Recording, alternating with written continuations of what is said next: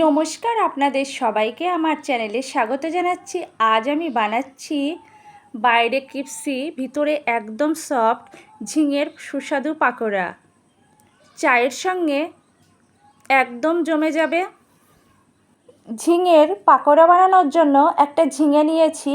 ঝিঙের খোসা ছাড়িয়ে একদম ঝিরি করে কেটে নেব। ঝিঙের পাকোড়া বানাবো মুসুর ডাল দিয়ে। 2 ঘন্টা আগে মুসুর ডাল ভিজিয়ে রেখেছিলাম, কয়েকবার ভালো করে ধুয়ে নিয়েছি। কাঁচা লঙ্কা দিয়েছি, একটা মিহি পেস্ট তৈরি করে নেব। ঝিঙে ঠিক এভাবে ঝিরি করে কেটে ভালো করে ধুয়ে একদম জল চিপে নিয়েছি।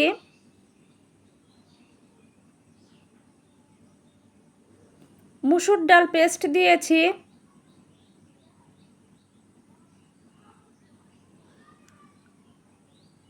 কুচনো পেঁয়াজ দিয়েছি।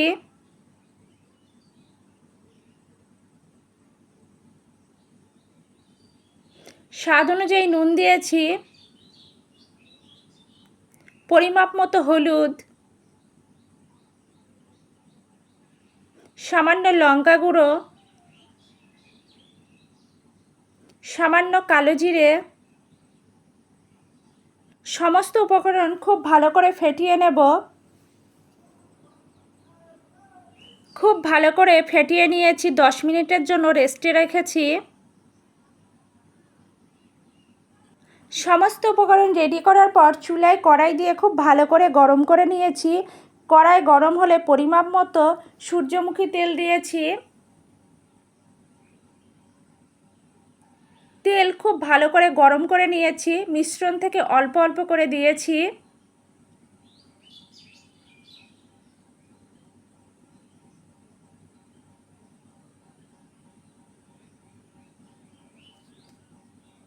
মিডিয়াম ফ্লেমে পাকোড়াগুলো ভাজবো। এক পিঠ ভাজা হয়ে গেলে অন্য পিঠ উল্টে দেব। এইভাবে 2 পিঠ ভেজে নেব। বেশ লালচে করে ভাজতে হবে। ভাজা কমপ্লিট, তুলে রাখবো। দেখুন, দেখতে কিন্তু ভীষণ লোভনীয় হয়েছে। বেশ লালচে করে ভেজেছি। বাকি পাকোড়াগুলো একইভাবেই ভেজে নেব। আমার আজকের রেসিপি মুখরোচক মুসুর ডাল দিয়ে ঝিঙের পাকোড়া পরিবেশনের জন্য একদম রেডি। আপনারা দুপুরে গরম ভাতের সঙ্গে প্রথম পাতে পরিবেশন করতে পারবেন, আবার বিকেলে চায়ের সঙ্গেও পরিবেশন করতে পারবেন। রেসিপিটা ঠিক যেভাবে দেখিয়েছি একইভাবে বানাবেন, একদম পারফেক্ট হবে।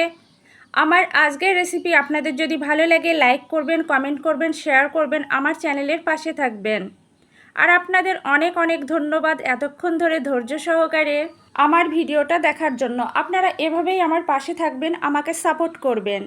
আর অন্তত একবার হলেও ঠিক আমার মতো করে এভাবে ঝিঙের পাকোড়া রেসিপি বানাবেন।